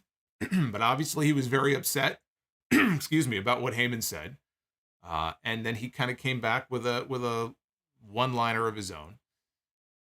They have now given people a reason to want to see Cody Rhodes knock off Roman Reigns at WrestleMania. And look, you know, they're not going to win everybody over. You're going to have a lot of people who still feel like this is forced. This is too soon. It should be Sami Zayn's story, but it's not Sami Zayn's story at WrestleMania, right? Yes, in a perfect world, this all would have built to a big WrestleMania main event moment for Sami Zayn. Sami Zayn will get his moment in the ring with Roman Reigns in Montreal, and it's going to be great. It's not going to win, but it's going to be great. But we have to look at things as they are, right? Cody Rhodes already won the Royal Rumble. He's in the main event of WrestleMania. You are not putting Sami Zayn in the main event of WrestleMania with Cody Rhodes and Roman Reigns unless you want to kill Cody Rhodes, right? You're not going to do that. They did that at WrestleMania 30, and that was fine because they turned Batista heel, because they fucked up. And it didn't matter. Batista was a heel. Randy Orton was a heel. It was all built around Daniel Bryan winning the championship. Sami Zayn is not the guy who's going to be winning the championship. You don't make a triple threat match. You don't make this about Sami Zayn. This is the Cody Rhodes story. Not everybody is going to be a fan of that story, and that's okay. That's okay. You don't have to like Cody Rhodes. You can believe that this is not the right move to make. He's not ready for this spot. This is Sammy's time. Fine. That's fine. But I thought that everything that they would need to do to make sure that they got the crowd on Cody's side, they did to perfection here in this segment. Even before Heyman came out, the way that Cody spoke about Sami Zayn, and then once Heyman came out, they got away from Sami. Nobody was talking about or thinking about Sami Zayn at that point, right? They refocused things back on the Cody story, which is what they're going to have to do coming out of Elimination Chamber when Roman Reigns now can focus on Cody, and we can get segments on TV with Roman and Cody in the ring together. That's where the focus is going to have to be. It can't be about Sami Zayn at that point. There'll be a few more weeks of this, and then they're going to have to refocus. So I thought that they handled it in this segment. I thought they handled it masterfully.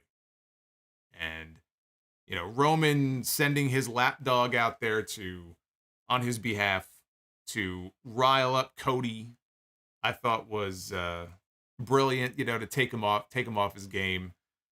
It's really where Heyman shines. It's segments like this. Because a lot of times Heyman goes out there with Roman and he's acting all scared, and you know, he'll come out there and cut the same promo. We've been hearing the same Paul Heyman promo now for a decade. But when they give him something good to sink his teeth into and something a little bit different than the standard, you know, I'm here with my tribal chief, I'm here with the beast, Brock Lesnar, you know, when he steps out of the usual shtick and he does something like this, or even when we had the tribal council at Raw 30 a few weeks ago and Heyman was the prosecution, right? He shines in these types of situations. This is where he earns whatever they're paying him is not enough, because this is where he shines. This is where he reminds you every now and then, through all the kind of the sameness of his promos, I see. Okay, this is why Paul Heyman is a master on the microphone. And they trust him to be able to go out there and deliver on that material. And I'm sure Heyman has his fingers in this too, creatively. I'm sure Heyman is very hands-on with a lot of this stuff. And I just thought that what they did here was fantastic. And the other thing about Heyman also, him weaving in the Dusty stuff and the ECW stuff, he's been around for so long. He's worked with everybody. So like here it's Cody Rhodes. Oh, I have a great story I can tell about his dad, right? He's worked with all these different people. He could always weave in something personal and make and give it a personal kind of touch. So I just thought this was great. And it should put people's concerns, I think, maybe not to rest, but I would like to think that this segment and how the fans reacted to it tonight would at least give the doubters out there who think, oh, he's already sabotaged or the fans are turning on him. They're not yet. And maybe pump the brakes a little bit before you immediately cast off Cody Rhodes as a lost cause. Because again, I have no idea what these people are talking about. The way some of them are talking, you would think that Cody was already dead in the water. Clearly, after tonight, based on what we saw and heard with our eyes and ears, far from it. So then we got our final qualifying match for the men's Elimination Chamber match. It was Montez Ford one-on-one with Elias. And, of course, this was coming off the great Cody and Heyman segment. So the fact that it was after a segment like that, coupled with the fact that it was fucking Elias out there, we had the crickets that were back out. This crowd did not give a shit through most of this match. But credit to Montez Ford, because by the time they were done here, he got the crowd back into it. Elias got Ford in a electric chair position, spun him around poorly, but spun him around and dropped him with a power bomb for a 2 count. Short time later, Ford hit his running dive out over the ring post onto Elias, who was on the floor. And they had the cameraman positioned perfectly. So we got that great incoming shot of Ford diving out of the ring. It was a great view. Ford rolled Elias back inside, hit his top rope frog splash for the win. Austin Theory was out there doing commentary for the match.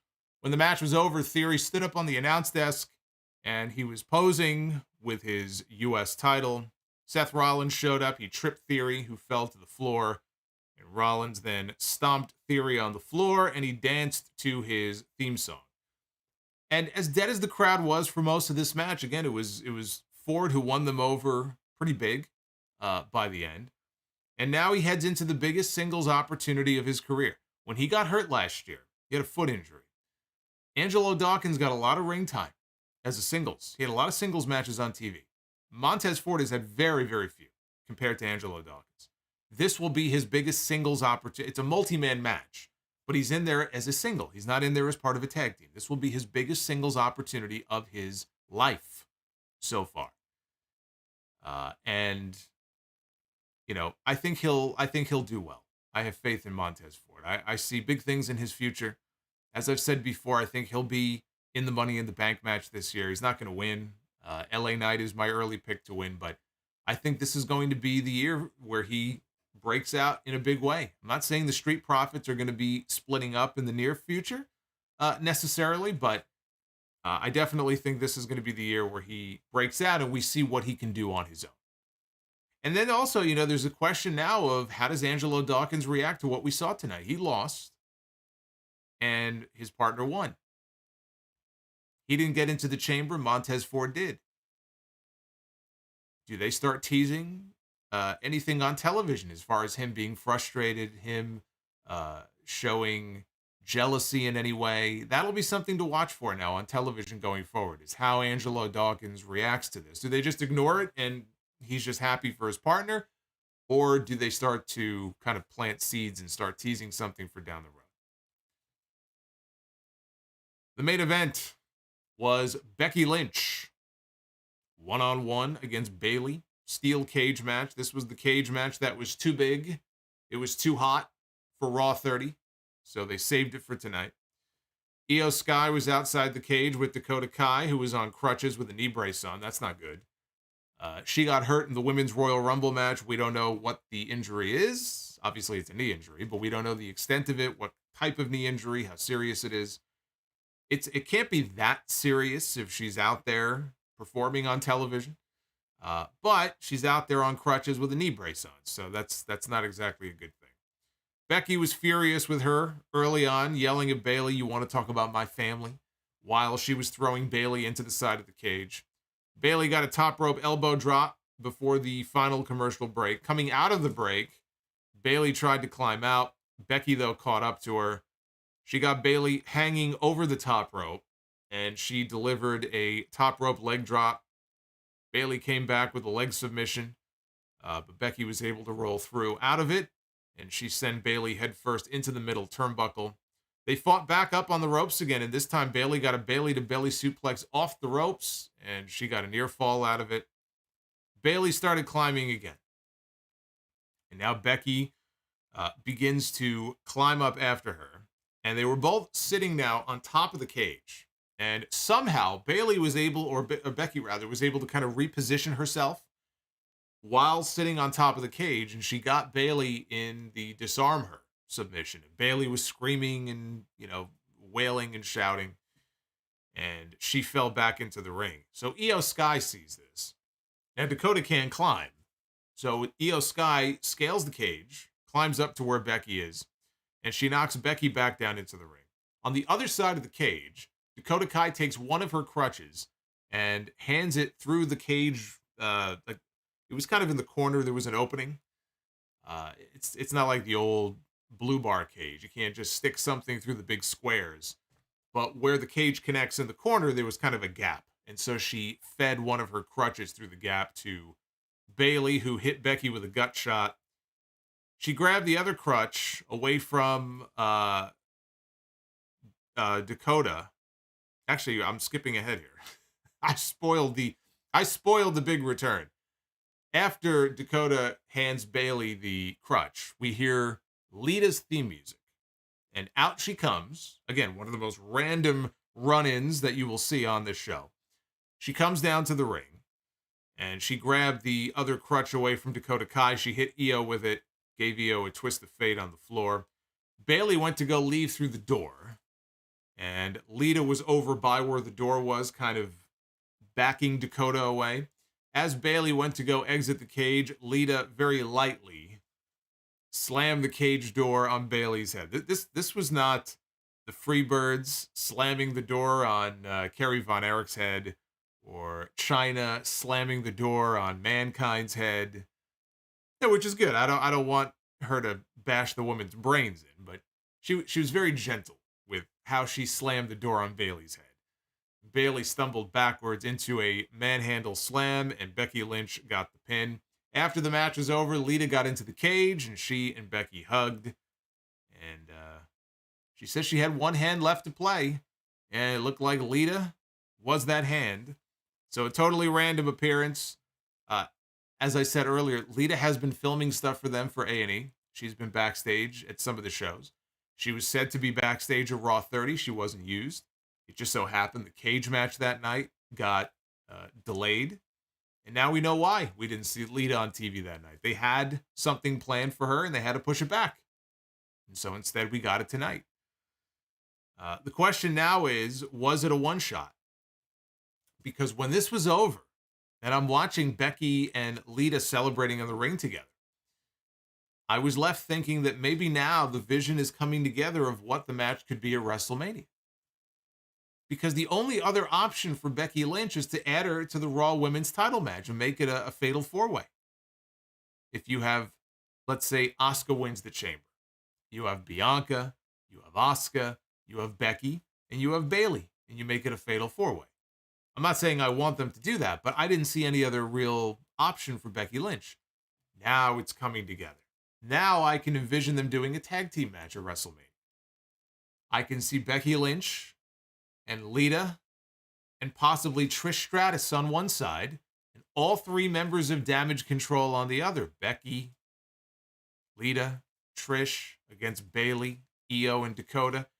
That, of course, all depends on the status of Dakota Kai. We don't know how serious her knee injury is. If she's not able to go by WrestleMania, then that kind of screws up the plan.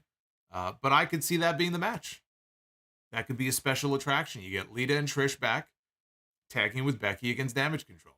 So I think that could very well end up being the WrestleMania match. But I thought overall this was a good episode of Raw. There were some boring parts to it. The Elias match up until the end. Anything with Corbin at this point is just fucking poison. I'm sorry.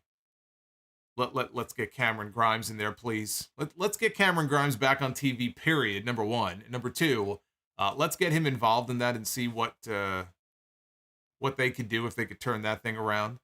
Because that guy can make almost anything entertaining. He had that great program with LA Knight and the $1 Million Man on NXT. That was great stuff. So, on the whole, I liked it. On the whole, I thought it was a good episode of Raw. Now, next week on Raw, Brock and Bobby are going to have their contract signing for the Chamber. We have a Raw versus SmackDown 6-woman tag team match with all 6 women in the Elimination Chamber. It's going to be Asuka, Nikki Cross, and Carmella representing Raw, taking on Raquel, Liv Morgan, and Natalya. So, Survivor Series comes to Raw next week. Raw versus SmackDown. And we have a Miz TV segment with Seth Rollins. That is the lineup for Monday Night Raw. Here is the Monday Night Raw poll for February 6th. We've got almost 71% thumbs up. Just shy of 20% thumbs in the middle. And 10% thumbs down. That is with almost 1,000 votes in. So head on over to Twitter at Solomonster. And chime in on the poll. Want to hear from you guys. And before we get into your super chats, there actually is another little piece of business here that I want to transact. And if you are in our private group on Facebook, then you would know about this because I mentioned on the podcast that I would be doing this here. But every year for the Royal Rumble. Every year in the Royal Rumble, we have our Royal Rumble pool. And this year was actually one of the better years because we had over 1,600 participants across 50 pools in our private Facebook group. By the way, if you are not in the group, you can search for Solomonster Sounds Off on Facebook. We have a public fan page, but this is the private discussion group. which you have to be approved for entry. But we have winners in all 50 pools. And then what we usually do is we have a first, second, and third place winner. Third place winner wins a Sound Off mug, a Sound Off logo mug from Zazzle, which you could buy, by the way, from thesolomonster.com. Second place winner, any Solomonster shirt of their choosing from our Pro Wrestling Tee store. And the first place winner, any 2 Solomonster shirts. And I want to thank Zach Holker and Julian Cannon for all their help in the contest this year, as always. So real quick here, all of the winning pool names are pasted into this box. I'm going to hit the randomize button, and the first 3 people that are listed are going to be the first, second, and third place winners. And you will win the prizes that I just mentioned. It's very simple. So we do this for Wrestle Rumble. You guys know the drill here. We usually have ourselves a good old-fashioned drum roll. And we will pick our 3 winners. And our 3 winners are Marcos Lopez, Eddie Soto, and Rahul Golap. Marcos, Eddie, and Rahul. You're the first, second, and third place winners. Congratulations. I will get your names over to Zach, and you guys can work out the details as far as all of the prizes and all of that fun stuff. So I wanted to do that here on the stream here, just so we can get that out of the way. So congrats, and thank you all. Everybody who participated in the Rumble pool this year, 10th year in a row. This is the 10th annual Sound Off Rumble pool on Facebook. It's always a good time, so again, I thank you very much for that. Like magic here, like the magic spoon, we come to our Super Chats. I don't know how many of them there are. This is looking like one of the more quieter nights, but again, if you want to make a Super Chat drop, you may do so. I appreciate all of the support. I thank you. We start here with Thomas Colella with the $10 Super Chat.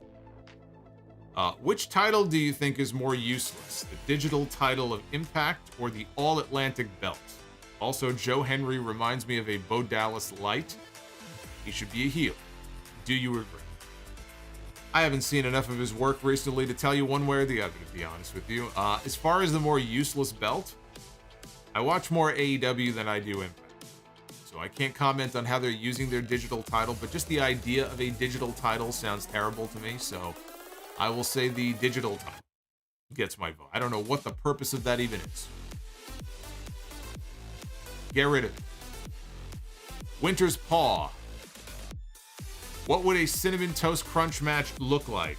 Well, you would have a giant vat of Cinnamon Toast Crunch, and they would dive in and they would wrestle, kind of like the Mimosa match that Chris Jericho had in AEW. If you fall into a vat of Cinnamon Toast Crunch and milk, you lose. Although to me, if I liked Cinnamon Toast Crunch, to me that would be a win. But I have never eaten Cinnamon Toast Crunch before, so I can't speak to how good it is or is not. Crypto and Poker. Rock makes a run in at Mania wearing polka dots. Keep waiting for that Rock run in. Flamethrower Fluff Salisbury. As a proud Floridian, I salute Brock for wearing the Floridian tuxedo.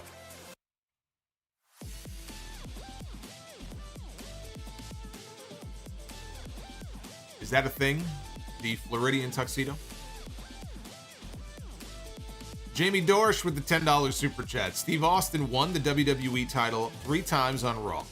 Which order would you rank the championship matches that Austin had against Kane in 98, Undertaker in 99, Kurt Angle in 2001? I mean, the best match was against Kurt Angle. But my personal favorites, I would go Kane in 98. I always loved that, like the end of that match. Kane in 98, Angle in 01, and Undertaker in 99. And the funny thing is, the Undertaker match in 99, that was the night after King of the Ring. I think to this day is still the highest rated segment quarter hour in Raw hit. It did like a 9.6 or something ridiculous, like absolutely ridiculous. Those last 15 or 20 minutes, I still don't think they've never been topped, and they never will be topped. They did an insane audience for that show. William Rabb looks like Becky, Lita, and Trish against Damage Control at Elimination Chamber. Oh, there you go. See, now, it wouldn't be Elimination Chamber. I would say you do that match at WrestleMania. Because otherwise, again, what does Becky do at Mania? Slipper House Extra. Bobby has to last 5 hours. And also, by the way, keep in mind that if Dakota is hurt, she may not be able to go for a while. So that's why I think you save that for WrestleMania.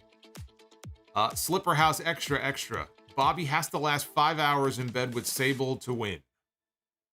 Yeah, good luck pitching that to Brock. I'd love to be a fly on the wall when you make that pitch. Let me know how that works out for you. Aussie of Steel, I thought tonight's Raw was decent. Cody Heyman promo was great. And I also thought the Alpha Academy Hurt Business match was a lot of fun. Yeah, it didn't last very long, but I thought it was fun. Scarlett says, Trish in Canada, though. Well, I mean, look, you got Sammy in Canada, and I'm sure KO will make an appearance at the end. You've got Natty in Canada. You've got Edge in Canada. Is that not enough? How much Canadian do the Canadians need? Again, I think the Dakota injury, though, I don't know that she'll be ready in time. Depends how serious the injury is. EJ Slemp, I don't get the appeal of Rick Boogs. Terrible ring name, terrible gear. He's annoying, and he's awful in the ring. Fitting that he is feuding with The Miz.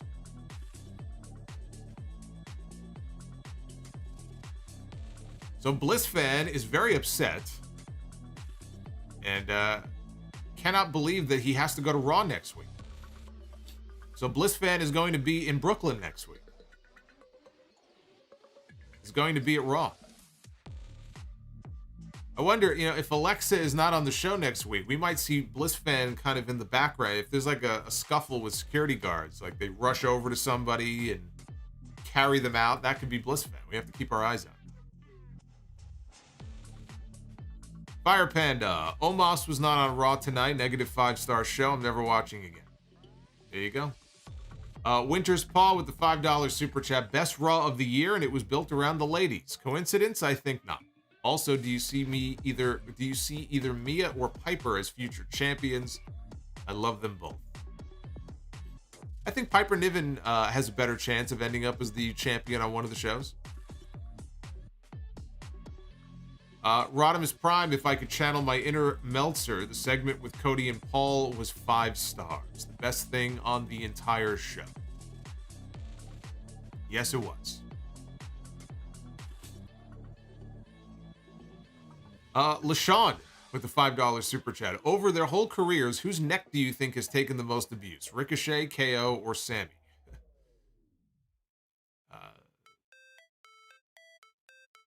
Probably Owens.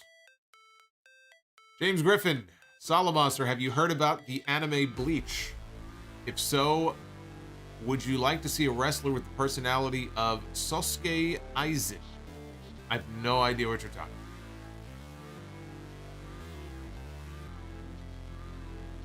No clue.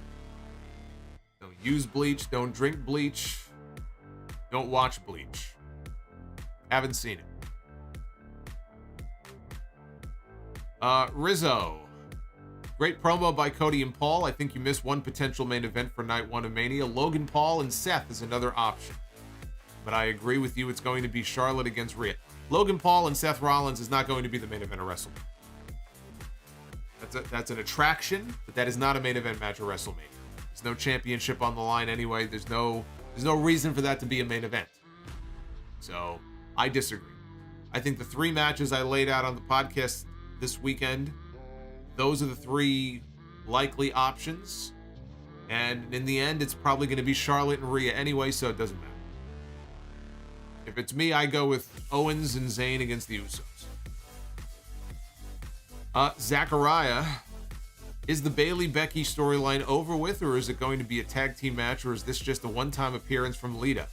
I don't know. We'll have to tune in and find out. I think it's leading to a tag match. I think a 6-woman tag at WrestleMania. Sam Dankman-Weed, thought the QR code was going to be Solomonster as a DLC character in Raid Shadow Legends. Also, gifting memberships are now available on the YouTube app. Well, that is news to me. I was not aware of that, so there you go. According to Sam, you can now gift channel memberships even through the app, which I know before you were not able to do. So somebody has to check that out and let me know if that's the case. Because up to now, that was a desktop thing only. So thank you, Sam. Chris Miner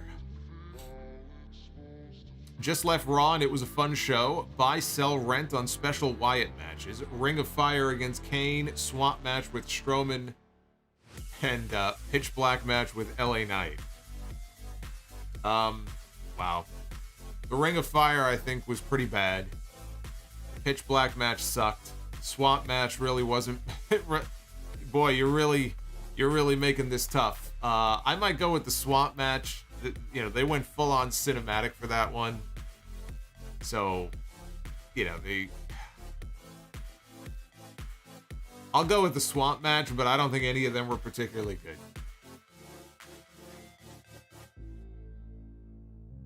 good. Nick Grosso with the $9.99. Very random ending to the cage match. I don't know where they go with this because Dakota and Io are rumored to be facing Ronda and Shayna for the tag titles. Maybe Becky and Bayley last woman standing. Well, I mean, that's an interesting point. I've heard murmurs about Ronda and Shayna possibly going after the women's tag belts at WrestleMania, which would change things as far as, you know, them doing a 6-woman tag. You know, for a moment there, I thought we might actually see Ronda and Shayna come out at the end of the show. Maybe that was the hand that Becky was talking about. And then that would set up a women's tag team championship match. But they did not do that. Britton Millhouse with the $2. The sound off got me through some dark days. Thank you. Well, Britton, I'm happy to hear that. I hope you're doing well. I hope you're doing better. MLK 010. $5 super chat. Oh, look at this. My boy, James Herrera, just gifted a channel membership to Mellencamp Fan 316. Now, James, did you do that in the app or did you do that on PC? I'm assuming he did that on the app. So you can gift them on the app now. MLK says buy or sell for the best justifiable heel turn. Randy Savage turning on Hogan in 89 or Bret Hart turning heel after WrestleMania 13. I think they were both justified. But the kind of all-time justifiable heel turn, yeah, I got to go with the Macho Man. Hogan was lusting Elizabeth. Got what he deserved. Savage did nothing wrong. Zachariah, 2 things that had me shook. Number 1, the way that Sammy yelled Roman last Friday. And number 2, the way that Roman yelled, I gave you the world. Sammy before beating him to a pulp. Pure cinema. It was quite great. Jay Baker, Corbin the Clown, super. You know what? We may need a new one. Hey, Steve. I don't know if Steve's around. We may need Corbin the Clown. Let's get Corbin the Clown. We'll make him a new super chat. Richie says, and Baron Corbin is the guy that, he's the guy that retired Kurt Angle. How fucking sad is that? What a waste, right?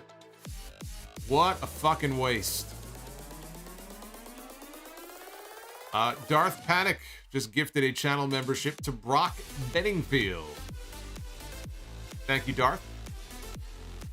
Man, I am dying over here. Kyle Parker just wanted to thank you for an awesome podcast and was wondering if I could be get a shout out. Well, shout out to Kyle.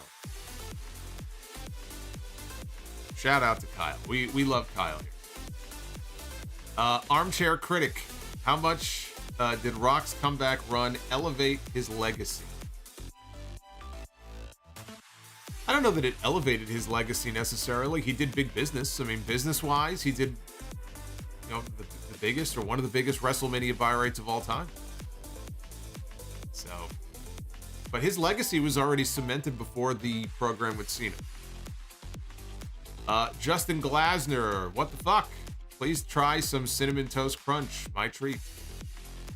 I will have to one of these days. I just never did.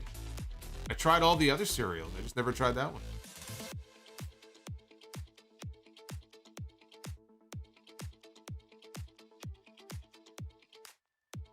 EJ, have you ever gone ice fishing or regular fishing in the summer? Some of the best memories of my family and I is fishing in the Michigan up. I've gone fishing. Yeah, no, I've gone. Oh, here we got Dream. I wanted to mention Dream because Dream became a channel member earlier tonight before we went live. It says, "Hey, Solomonster, officially 9 minutes ago. It just became my birthday. Long-time viewer, first time in the chat. Could I get a shout out, please?" Well, shout out to Dream. Thank you for becoming a member here on the channel. I hope you have a great birthday.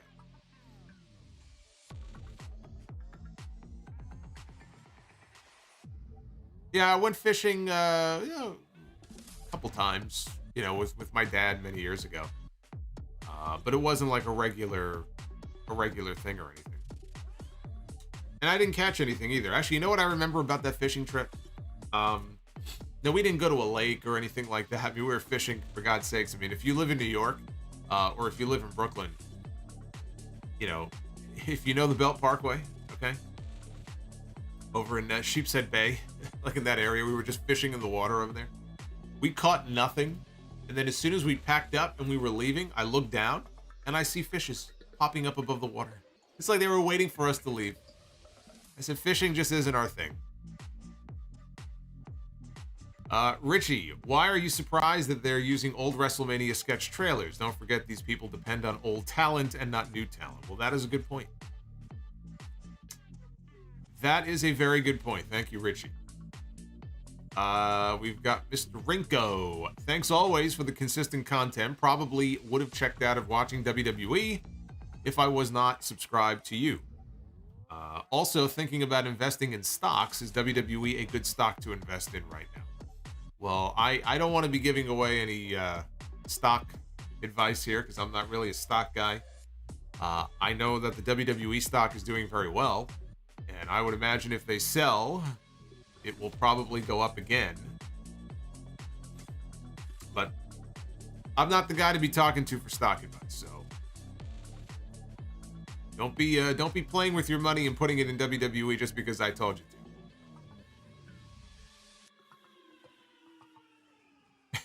Belt Parkway fishing is very NYC. Yes, it is. Brumakian Productions, you're not the only one that's sick here. Well, I'm sorry to hear that. Yeah, no, I'm dying here. So, Brumakian, I hope you feel better. I hope you feel better. Brock Benningfield, here's some money for soldiering through while sick. Brock, thank you. Brock, now you are now a channel member. You were gifted a membership. Devin from NJ, Solomonster's the EST of podcasters. I feel like I should be whipping my braid around right. You can't see. I got my braid behind my head here. God of Seduction, is Uncle Saudi's finisher the diving elbow drop? Now his finish is a little more violent than that. Thomas Rondon, I just put my request in to join the group. Fingers crossed. God of Seduction, Reigns will be champion until WWE is sold and then rebooted. Ritzy Hades, who's a free agent that makes a surprise entrant at Mania? Surprise entrant at Mania? There a Royal Rumble at Mania that I was not aware of?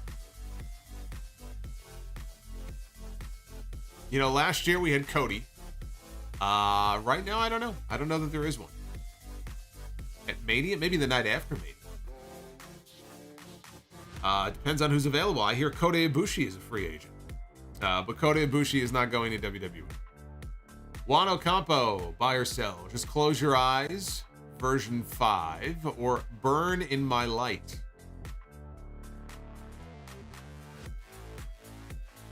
I always liked the Burn in My Light song. I know that Randy Orton hated it, but I liked it. I might go with that one. And Justin Logue, Who do you think would make a better wrestling heel? Abraham Lincoln, John Tesh, H.P. Lovecraft, or Oliver Cromwell? I think Lincoln. No doubt. Abe Lincoln. You know why? Because he had the beard. He had the heel beard. He's a tall motherfucker, too. Tall and intimidating. I go with Abe Lincoln. And Del Fuego. First WWE show in 5 years. Besides Edge, Lesnar, Cody, and Lita, this show was a drag. And compared to AEW shows, the crowd was dead as fuck. Yeah, if there's one thing the WWE does not have on AEW, it's the weekly crowds. Especially the role they've been on lately. These AEW crowds have been electric. It's just, it makes for a more fun feel to the shows. Richie, so we won't get that Stacy Keibler WrestleMania sketch for obvious reasons. Yeah, unfortunately, that was one of the better ones they did. But yeah, no, we're not getting that Stacy Keibler Basic Instinct sketch replayed on TV. And Tyler says, you make my Mondays great. Tyler, thank you very much. Your Mondays and now your Tuesday mornings. That makes me feel good. I don't feel good right now, but that makes me feel good. Nick Grosso has some news with a $4.99 super chat. He says that according to Fightful, Lita, Trish, and Becky will face Damage Control at Elimination Chamber. So there it is. They are doing the match, but they're doing it at the Chamber. They're not saving it for WrestleMania, which I guess means that Dakota is not hurt all that seriously. So there you go. Whoever it was who sent that super chat in before about Trish in Canada. There you go. Turtlehead, please let everyone know I am a slap fight guy. Oh, you must be the only one. I would not be caught dead watching that shit. Juan Ocampo with the $1.99. I am hammered on a Monday night, and he wants to know who I am. Well, I'm not in the mood to tell you who I am right now. Maybe when I feel better, I will tell you who I am. But Juan, you're hammered right now, so you're probably feeling a lot better than I am. I wish I was. I wish I was. Anyway, the goal tonight, the minimum goal, was 350. You guys smashed the shit out of it. 510. I love it. 510 likes. And that means it is time to be the booker. Ladies and gentlemen, it is now time to be the booker. Speaking of Damage Control, there she is. There's Bayley. But it is time to be the booker. We had a very terrible month of January, but I'm hoping that February, when we are done here, will end up being a much better month. So let's kick things off with the men. Yeah, they're going to be in Montreal for the Elimination Chamber. Let's book our own Elimination Chamber card here. Singles match with the men, singles match with the women, and a tag team match. We kick things off with Bruce Pritchard. It's Bruce, everybody. It is Bruce.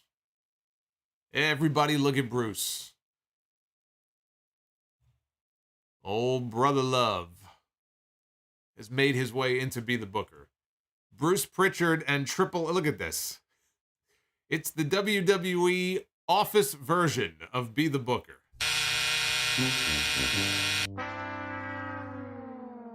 Triple H and Bruce Pritchard, probably, I'm sure, sitting backstage at Gorilla tonight. They can stay back there. I have no interest in seeing that in the ring. Let's move on over to the ladies. A lot of options here. Well over 165 options here in the women's Be the Booker, and yet we keep landing on fucking Dixie Carter. Let's hope our luck changes tonight. Hey, Del Fuego, thank you, brother. He's been a channel member for 15 months. I love it. Tori Wilson. This was Tori coming on, I want to say it was the 2018 Royal Rumble, maybe. She was in one of the women's Royal Rumble matches. Tori Wilson, I still maintain, the most beautiful woman that I've probably ever seen on a wrestling program. Tori Wilson was absolutely just a total knockout. She's incredible. Still looks great. Let's see. Tori Wilson going to go one-on-one. Oh, my God. Oh, my God. Why? Why did I say anything? I don't believe it. I just don't believe it. Just don't believe it. Tori Wilson and Dixie fucking Carter. I just don't understand it. I have 168 women in this fucking thing. I think Be the Booker has a crush. It has a crush on Dixie. It wants a little Dixie in its life. What can I do? It's obsessed. Yeah, we have Valentine's Day coming up. It's going to buy her flowers. Well, at least I know this doesn't have Dixie. We'll do the tag team Be the Booker. Oh my God. Look at this dude. Look at this duo here. Beavis and Butthead over here. Vince McMahon and Kevin Dunn making their Be the Booker debut. We already had Triple H and Bruce Pritchard in the men's singles match. Now we have Vince McMahon and Kevin Dunn as a tag team. Who will Vince McMahon and Kevin Dunn be stepping into the ring with? Mulder and Scully. This may be the weirdest edition of Be the Booker that I have ever booked. Mulder and Scully from the X-Files against Vince McMahon. You know, Kevin Dunn kind of looks like he could be from something from a fucking X-Files episode. Well, I don't know. What can I say? What is there to say? It's not often on my shows that I'm speechless. But what else is there to say?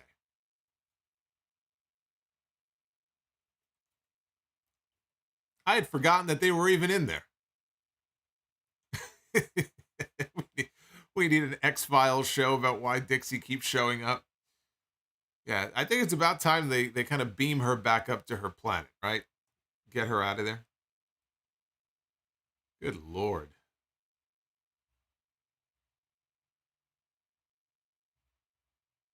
GCC 305. Hope you feel better, Solomonster. I'm glad to know you can now, through YouTube, we can now become a channel member. Here at work, have a good night. Yes. It is confirmed that you can now become or gift. You can become and or gift a channel membership through the mobile app, which would seem like something that should have already been the case, but apparently up until now it was not. Yes, Red Emissary says that was a catastrophic Be the Booker. Catastrophic is a good word for it. Richie, Tori Wilson, top 3 greatest rivalry. I mean, the only rivalry I can even remember is Dawn Marie.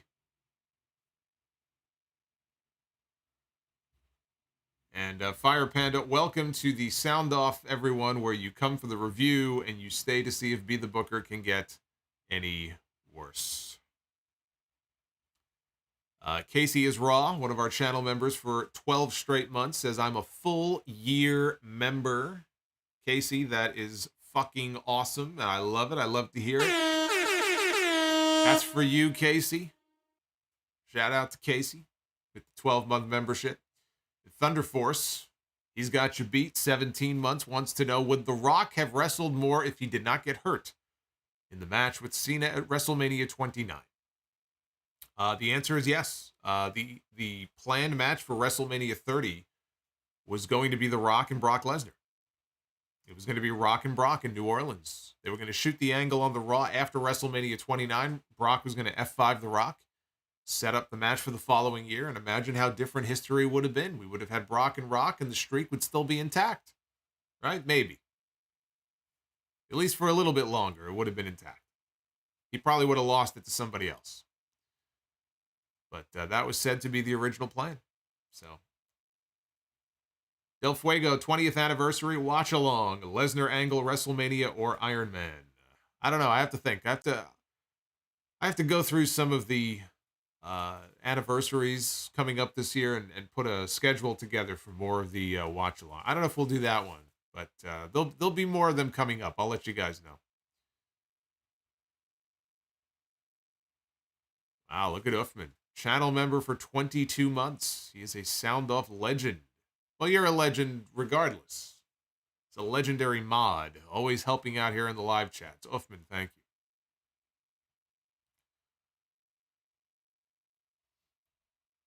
you. Grant says, I wonder if we would have gotten Cena Undertaker then at WrestleMania 30. I think it's very possible. I actually think it's very possible. If they do Rock and Brock, that we end up getting Cena and Taker.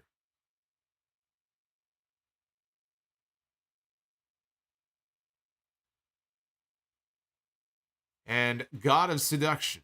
Long-term play. Speaking of the Mega Powers angle, look at that. How's that for a super chat? Look at Paul Heyman. He's never looked better. That's God of Seduction with the $2. Long-term plans for Dominic. Doesn't seem like a wrestler. Dominic will be fine. I think that he should have had a run first in NXT. But going heel and linking up with the Judgment Day is the best possible thing that could have happened to him. And I think learning from someone like Finn Balor is an absolute positive for him as far as his career is concerned. Once things are done with Ray, do you? I would definitely not turn him back babyface. I think keeping him heel is the way to go. But as far as where he goes after that, I don't know. I'd have to take stock of the roster, if they do a draft, if they move people around, see where everybody is, see where the Judgment Day is at that point. And then we can start, kind of booking out the next 6 to 9 months for Dom. But Dom's first coming into his own. You just got to give him time to grow. He'll be fine. Richie says, did Stone Cold hate Owen Hart? Hate is a strong word. He may have hated him for a while, when he passed away, like by then. I don't know that he hated him. I just think he didn't want to work with him.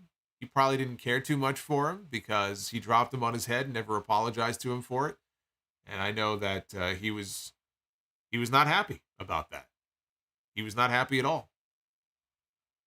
Hate? Did he hate the man? I can't say that he hated the man. I mean, you'd have to ask Austin if it was pure hatred. But I know that he and Owen were not exactly friends after that happened. Casey is Raw. Love to see the inside footage of ex-con Dom. I'm telling you, that was a missed opportunity. They should have shot vignettes, man. Of him on the inside, him in his cell. Him getting lunch, getting the trays, and then people picking a fight with him. And there was so much comedy potential to those segments, and they never did anything with it. Glorious one. Lita's theme slaps. Top 5 in my opinion. Well, looks like you'll be hearing more of it if she's going to be at Elimination Chamber.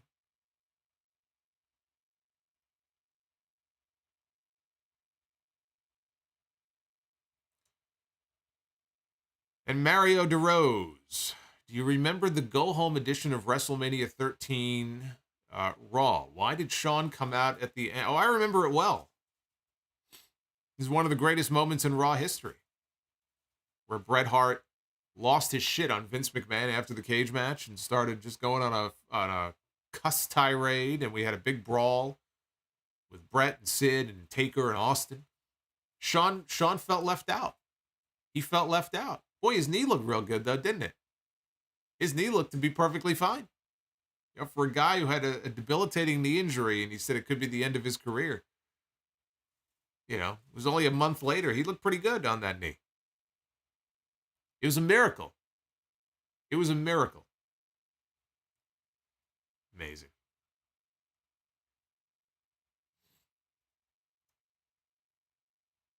Austin said that he and Owen never reconciled before his passing. I didn't think they did.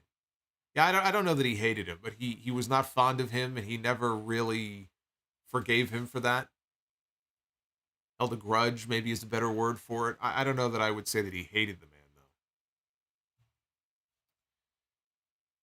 though. Anyway, thank you guys for choosing me for your Raw coverage here tonight. I hope that we, and I think we did. I think we summed up all the key events on Raw tonight, the Cody promo, the Brock stuff, the end of the show, pretty well. On what I thought was a good episode of Raw. It had its boring moments, but it's 3 hours, so you're never going to get a perfect edition of Raw. It does not exist. Such a thing does not exist anymore. But what they had on the show, I thought overall was good.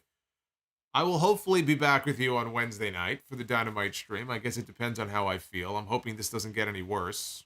You know, sometimes with these head colds, I've had some, they pass within a day or two, and then there are some that just are the fucking worst. But I knew what it was right away. I knew what it was right away. Because for me, it's always the same. Hits me in the throat. I feel perfectly fine. I did the podcast yesterday. I felt fine.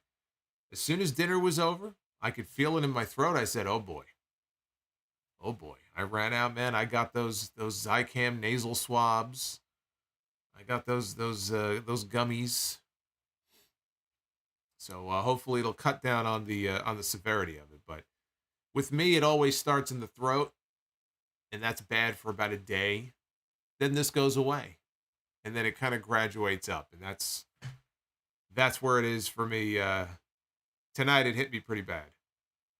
So hopefully we'll be here. We'll talk AEW on Wednesday. We'll talk SmackDown on Friday, and back with you again next Monday for the Monday Night Raw stream. So thank you for all the Super Chat love, the memberships. Be well, stay safe, have yourselves a great week, and I will see you back here for more Sound Off here live on YouTube very soon. Take care, guys.